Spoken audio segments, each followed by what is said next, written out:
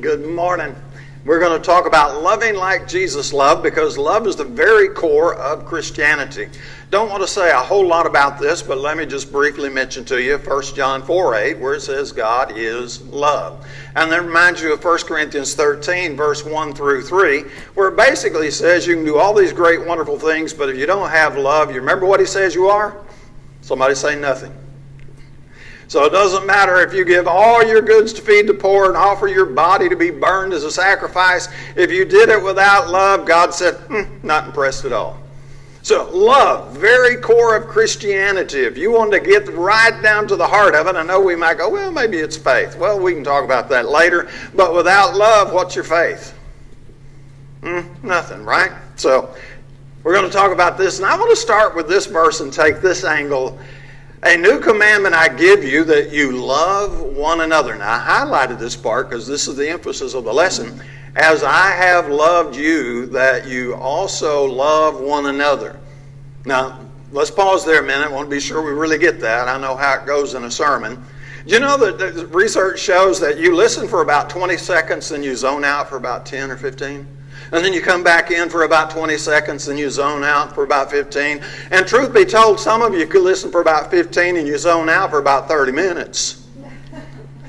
So I'm going to get to this point and drive it home. Our job as Christians is not just to sit on a pew. That's one really, really small piece of the recipe. Our job as Christians is to love like Jesus loved. To look at his demonstration of love and then go out into the world. That means our daily life. That means with my family, at my workplace, in my social circle. In that place where we spend our 24 hours a day and love in the way that Jesus did it. Is that clear enough? Now, I'm a preacher. I can do a little more. But you know what to say. You don't want to beat a dead horse, right? Let me get my clicker working. So, Jesus, his love. Now, when you think about Jesus, you go, boy, I love Jesus. You know, so many of us do have that feeling. We think about Jesus and go, oh, that is so wonderful. Now, it's not Matthew 7:21 that makes us love Jesus so much, is it? Not everyone says to me, Lord, Lord, will enter the kingdom of heaven, who does the will of my... You go, yeah, well. And it's not so much Matthew 10 as that round about verse 39. If you don't take up your cross and follow after me, it ain't working. No, that's really not it. Is it the one where he says, I'm going to separate the sheep from the goats, and the goats are going in eternal No, that's really not it either. Those verses are true, but those aren't the ones that make us want to run up to Jesus and just hug him and be close and in his presence. What makes you want to be in the presence of God? John 3:16. For God so loved the world that he gave his only son. And so love makes people appealing. Now let me connect the dots for you. I had this discussion lately. I'm going to insult some of you. Please forgive me. I assume too much understanding on your part and assume that you're connecting dots where you're not connecting dots. Now, some of you are connecting the dots, but some of you, it's just like the character in the Charlie Brown movie, cartoons. I'm standing up here saying something, and basically, let's be honest, all you're hearing is wah, wah, wah, wah, wah, wah, wah. Now, if Jesus' love makes him appealing, makes us want to be in his presence, what will happen if you and I demonstrate, live out, practice that same love in our life with our mates, our family, our extended family, our co-workers, our social circle? What will happen to our appeal effect? Will our appeal effect go up, or will our appeal effect go down? I think you got that one. I don't have to connect that one, do I? Now, this is profound on so many levels. I don't even have time to unpack it. I'm looking at the clock. I got 30 minutes left, and I don't want to run out of time. But we are in a tough spot. We are in a tough spot because of COVID. We are in a tough spot because we live in a county that's dropped 20,000 people in 20 years. We're in a tough spot because we've got people who want to be SBNR, spiritual but not religious. We're in a tough spot because we're in a very immoral society. Not just the bluff, the world is very immoral. And if we're going to attract people to us to be part of our church family, is it going to be me up here yelling, if you don't do what God said to do, you're going to burn in hell? Well, it's going to open up the doors, isn't it? Now, that truth needs to be understood, and Jesus did teach that truth, right? What's he going to do with the sheep and the goats? He's going to separate them. Which one gets eternal life? And what's the other one get? But what made Jesus appealing? What will make us appealing?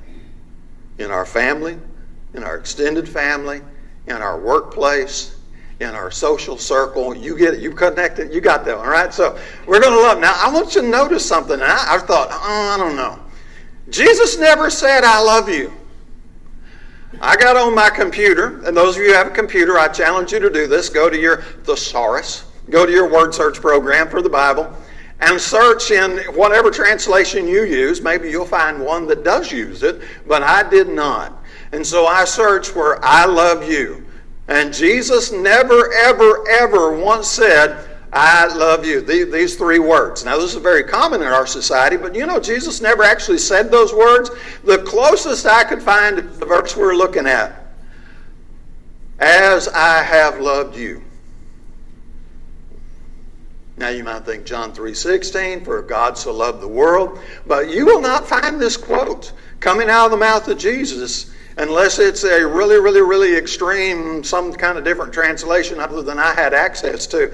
So I think that's kind of neat. So what Jesus did was, he demonstrated his love. So let me be very, very clear. When I say Jesus never said, I love you, I am not suggesting that Jesus did not love. I'm suggesting that Jesus demonstrated his love rather than just speaking his love. And it may have been in something that is not recorded that he looked at a disciple at one time or another and said, I love you. You know, it's not wrong, but we just don't have it recorded. What he did and what we do have recorded are demonstration after demonstration after demonstration after demonstration of his love, Calvary being the obvious one. We're not going to talk about that. I trust we get that. We're going to look at some other ones in just a moment. So the core, again, it's love. Now let me ask you, do you want words or do you want a demonstration? Now, words are okay. Well, you know, nobody's saying the words are wrong to say I love you. And nothing wrong with that. We need to hear that now and then. But would you rather be in a relationship where the person always said, I love you, I love you, I love you? Or how about the guy who told his wife, I know this couple personally in another state, after he married her, he said, I told you I loved you once. If it ever changes, I'll tell you again. Now, do you want to be in that relationship? Or do you want to be in the relationship where they may not say it very often, but man, they show it every day? Pick one. They don't say it real often, but they show it. They demonstrate it. They act on it every single time you're with them. Pick one. Now, I don't know about you, but I'm picking the one that does the demonstration.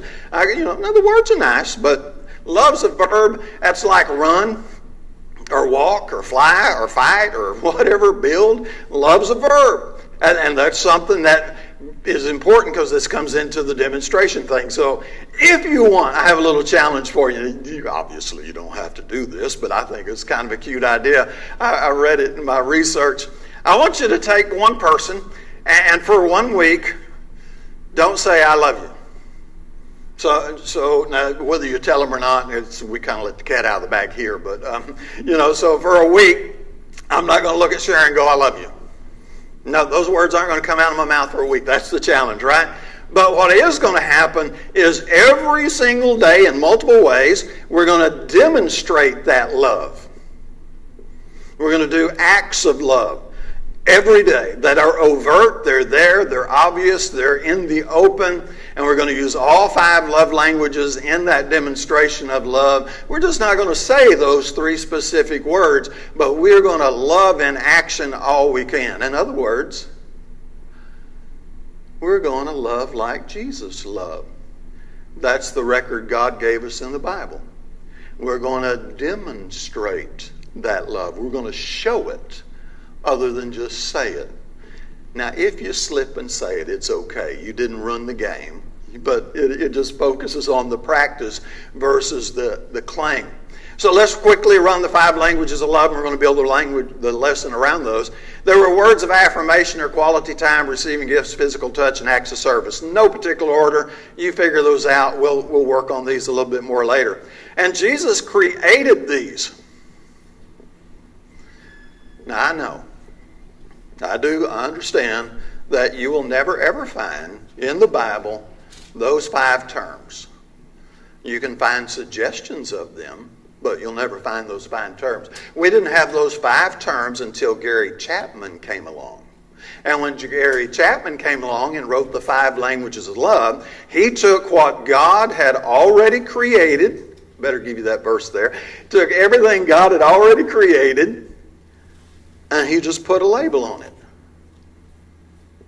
And these are the labels that we're using currently in our modern society, and later on another generation may use different words. So let me give you a really silly illustration just to show that God creates first and man labels second. What was snow called 1,000 years ago? I don't know. I don't have a clue, but I know that modern English is not that old. Modern English only goes back about 500 years. So long ago, they used to call snow something else. Well, what was snow before Adam or whoever first called snow, snow? What was it before it had a name put on it? Well, it was still snow, right? I don't know what name, or maybe it just didn't have a name, but it was still snow. What I'm trying to tell you is that the 5 languages of love have existed since the time of Adam and Eve. When God created everything, all things were made through him. Without him, nothing was made that was made. When God created the emotional psyche of humanity, God created the 5 languages of love. Now, we can call them anything we want, but he's the one that created them, and these are the terms we're using currently, so we'll stick with them. But they are God's creation, and Jesus used them. And I would suggest to you that Jesus used them because Jesus is the creator of all things. That's getting a little deep, so let's shallow up a little bit and move on. Let's talk about words of affirmation for a moment. This is our biggest category because this is the easiest category to use. But there are a lot of different ways to use it. So I would agree that looking directly at somebody that you sincerely love and saying, I love you, I would agree that that falls under words of affirmation. And I do not in any way by that challenge while ago mean to suggest that it's a bad thing. If you feel like telling somebody close to you, I love you, say I love you. Go right ahead. But look, there's some other ways to do it. Assuredly, I say to you, among those born of women, there has not risen one greater than John the Baptist, but he who's the least in the kingdom of heaven is greater than he. So one of the things that Jesus does here is that he affirms John the Baptist. Now, he affirms John the Baptist in the absence of John the Baptist, which is kind of interesting. But if this message ever got back around to John the Baptist, how do you think John the Baptist felt? Loved or unloved? Affirmed or criticized? That's pretty neat, isn't it? And then Jesus' love, when he openly says this in public about John the Baptist and does this compliment, how do you think it made the audience feel when Jesus does this in regard to John the Baptist? You know the old saying, if someone will gossip to you, they will gossip about you. You know that one? But if someone will affirm love like this in the absence of John's presence, what might they do for you in your absence? It's just an appealing thing, isn't it? And then he affirms that the least in the kingdom is greater than John the Baptist. Now, these are all words of affirmation. No, they're not a direct I love you. We might put them more in the compliment category. But they are words of affirmation, and these words simply say, I value you.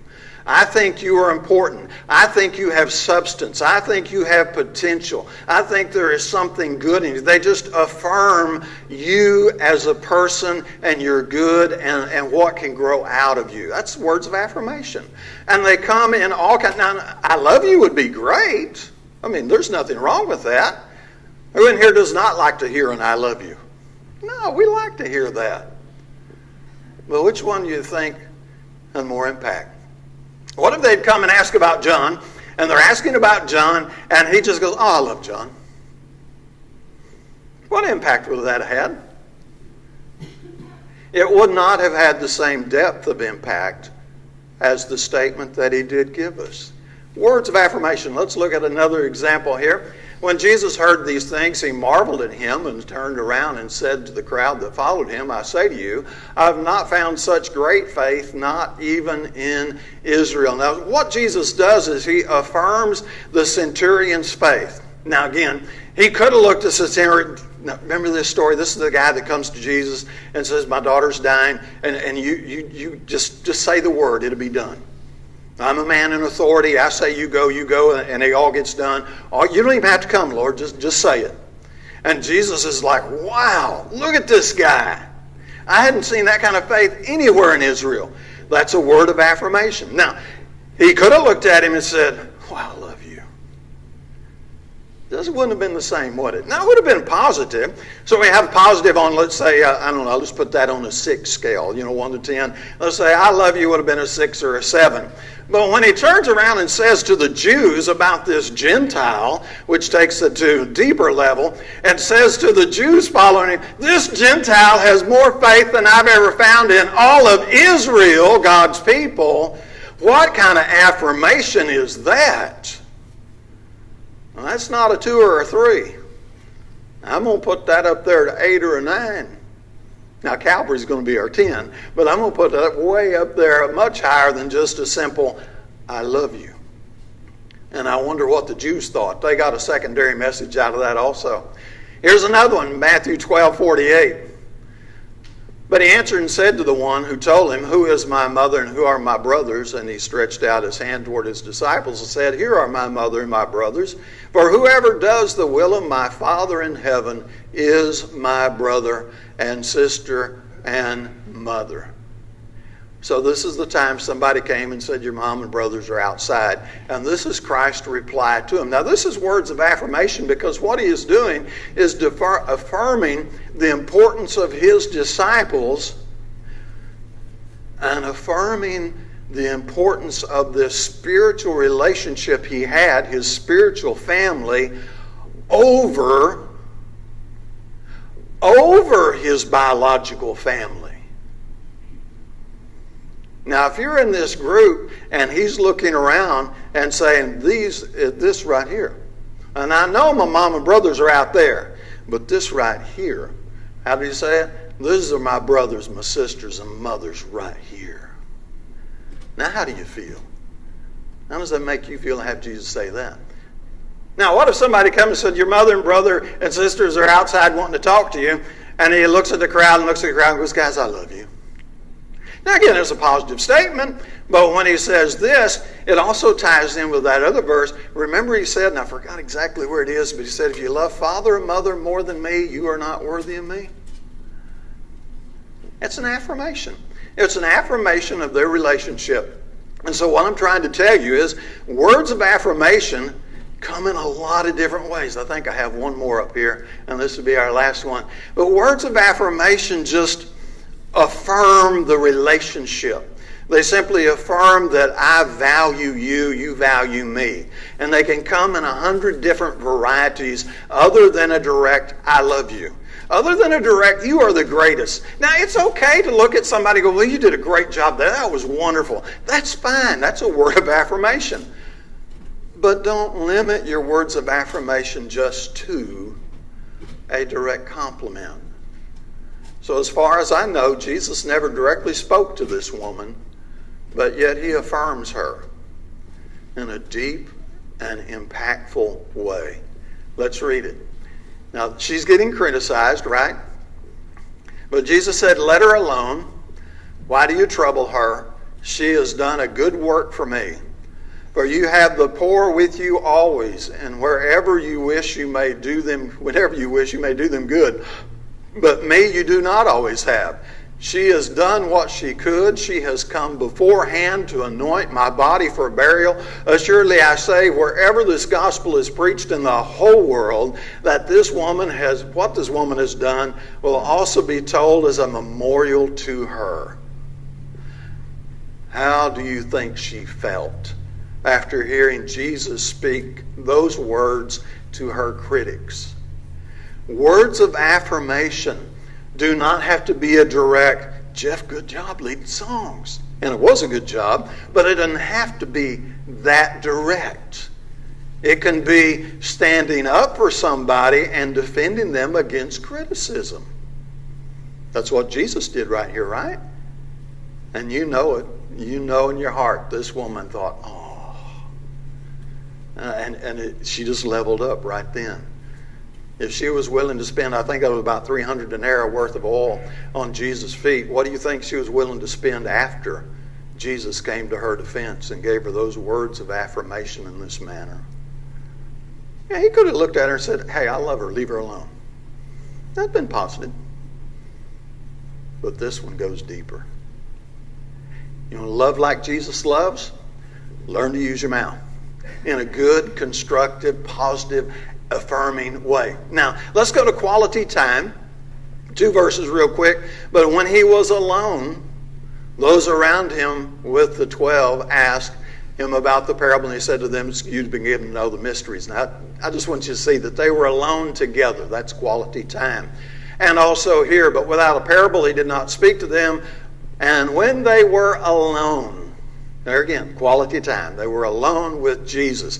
Quality time is very limited. You got to be really careful with this one now, because you got to sleep, and if you're like me, I need 7 to 8 hours of sleep. That's where I function the best. I can get by on 6 about 2 nights in a row, and then I'm like in a fog, right? What's your sleep zone? Whatever it is, you need it, because that's where your body functions best. And then you're going to have to work unless you're retired. So most of us are going to work 40 hours a week, right?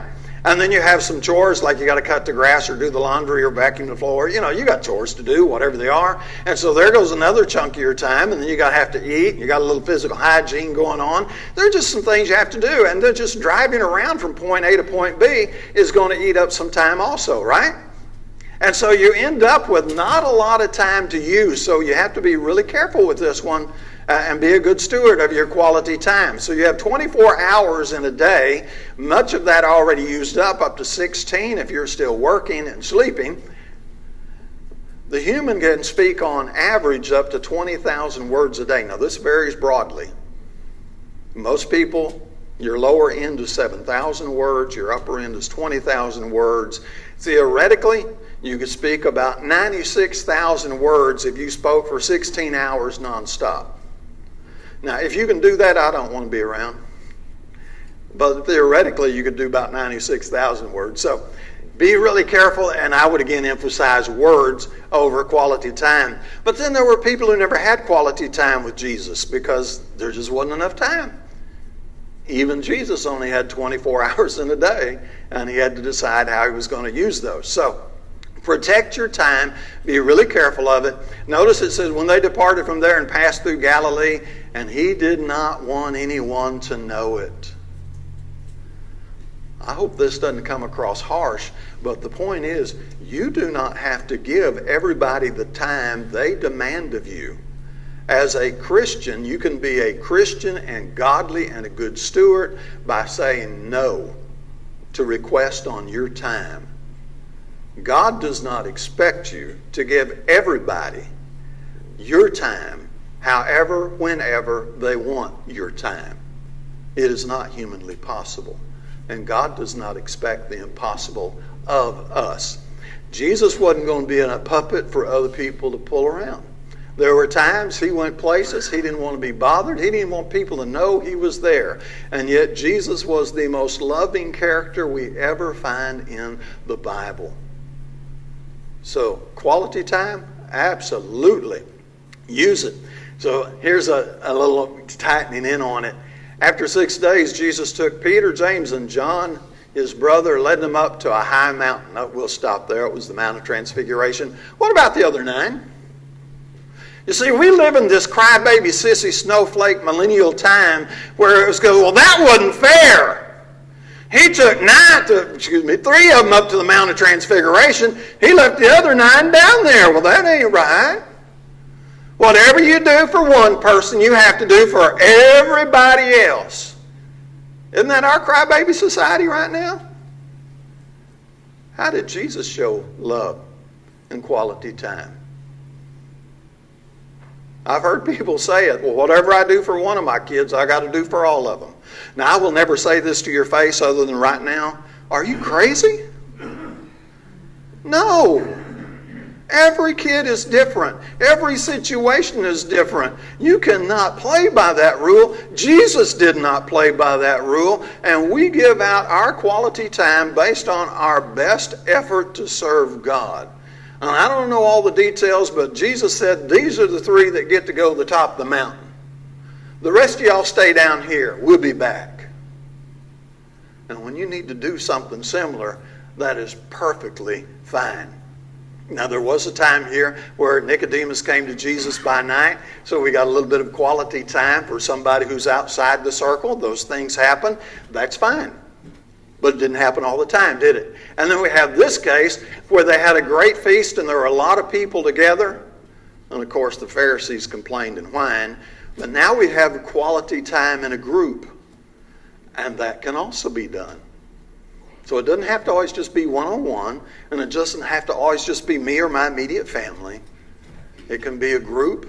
It can be somebody outside the family. It's just going to be on a day-by-day, case-by-case basis. Quality time is just one of the ways that we show love. And again, let me say it's limited. Now, we also have giving of gifts. And this is where Judas Iscariot was whining about the 300 denarii, that oil poured on Jesus' feet. Not because he cared for anybody, but he was a thief. But the point here is that Jesus and his disciples had money box from which they helped the poor. And they gave gifts to the poor. And so we give gifts from time to time in various ways. Now, how? That's going to be a case-by-case basis. But Jesus fed the 5,000. He gave them the gift of a meal. We all know that story. We don't know this one as well, but it's the same thing, only this time they're the 4,000 instead of the 5,000. And, you can debate, well, was a miracle a gift or was it an act of service? I'll let you decide. I'm sure the people felt loved. And that was the point, wasn't it? Was to demonstrate the love of God. How you want to label it's not that big of a deal. Now, gifts are limited, so you got to be careful there. Don't go crazy. You're limited by your particular resources, so you may not be able to do much at all, but it doesn't have to be much anything. How many parent has just felt delighted and warm and all fuzzy because their kid came in with some wildflowers out of the yard and said, "Look, Mama," or "Look, Grandma, I picked these flowers for you." Or they took a crayon and drew a picture and you're not really sure what it is. And they hold it up and go, "Look, Grandma, it's you." And where does Grandma put it? She wads it up and throws it in the trash, right? No way. It's on the fridge. And it'll be there till that kid's 32. It's also limited by opportunity. So, I'm not suggesting that you need to get a whole box load of gifts and just go start handing them out to people. Don't do that.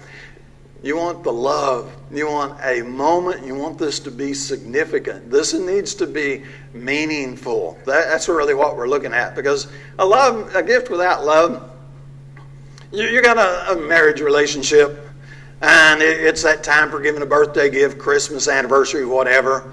And the guy's just like, "Well, I got to get her something or she's going to be mad.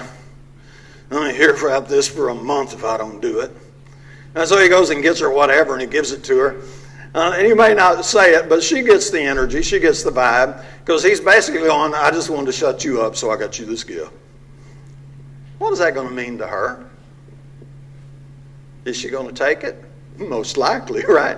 But is she going to feel loved and nurtured? Most likely not. And so the point is, the gift really needs to be significant. There's going to be limited opportunities, and this isn't a biggie, but if it happens to come up sometime, then just do it. And again, it doesn't have to be a wild and big thing. Just, I was at the grocery store, saw your favorite candy bar, thought you'd like one. Just do little bitty things. Physical touch, now we need to be careful with this one. But Jesus let the children come up to him, and he took them up in his arms, laid his hands on them, and blessed them. Physical touch is one of the languages of love, and it's really something that humanizes us in some way or another. We do handshakes, we do a simple touch, we do a fist bump. Again, be careful with this one, but he would lay his hands on everybody. I don't care how nasty or sick they were or leprous they were, and that was an ugly time, if you know what I mean. And he laid his hands on them. He chose to make physical contact. But be wise, because not every touch is an appropriate touch. And if you're not sure, don't do that one. But when we're talking about, your mate or your children or your grandchildren or some of your closest friends, or, often male to male, it's a lot easier, female to female. But sometimes, male to female, do be really, really careful, especially in our hypersensitive society where we're getting trained for, what was that term you used the other night? Unconscious bias. We live in a society that we're training people to be aware of biases they don't even know they have. I better quit on that one. Acts of service, I think this is our last one. So he washed their feet. And this is an act of service. It's humble. It's a little act. In that culture, it was limited usually to the lowest servant. Come on, think about it. These people walked around in sandals on dirt roads, city streets, and I'm going to try to be really delicate here. Do you know what they did on city streets sometimes? You realize they did not have indoor plumbing, right? Are you connecting the dots there without me needing to get a little more direct? Okay, I got a head or two nodding. If not, catch me in the foyer and I'll tell you where they went to potty. All right. Now, these people have been walking up and down these streets and on dirt roads and what have you, and now they come into your house and their culture was, hey, Chris, you just got in from a 10-mile walk. Sit down. I'm going to get my lowest ranking servant over here. I'm kind of mad at him anyway. And he's going to wash your stinky, nasty feet that have been walking up and down these dirty, filthy streets. Yeah. That's put that in context. They didn't take off their nice shoes and their nice socks and have clean feet. It could be ugly. And yet this is what Jesus did. He showed his love as an act of service. And then he told us to do the same thing. Now, I don't think we need to wash each other's feet. That'd be a little silly. But we do need to show the same humility, the same acts of service. Matthew 20:28. Son of Man did not come to be served, but to serve. Verse 17 of John 10. Therefore my Father loves me because I lay down my life.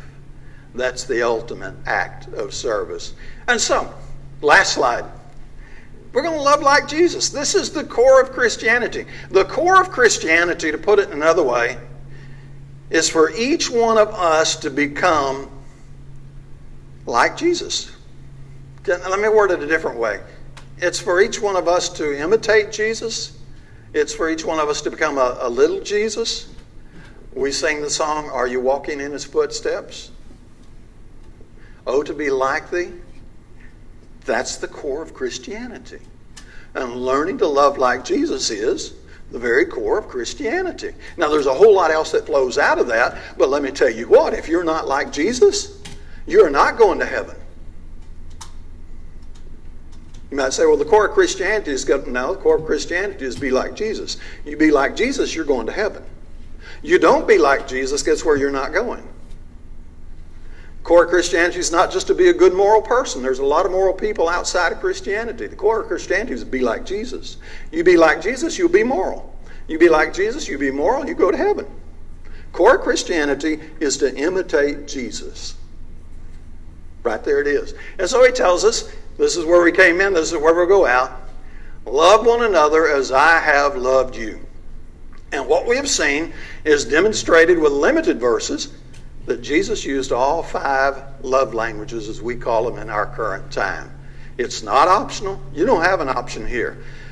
Well, I'm out of time. We really should have hammered on this one. The trick here is it's all about loving, going out. If you think, this is going to be mean. If you think for 1 minute, I've been loving old Botiford for 1.5 years and I ain't getting nothing back. Missed it completely. God so loved the world. So I want to get all of my love and my fulfillment, my need for love, primarily from God.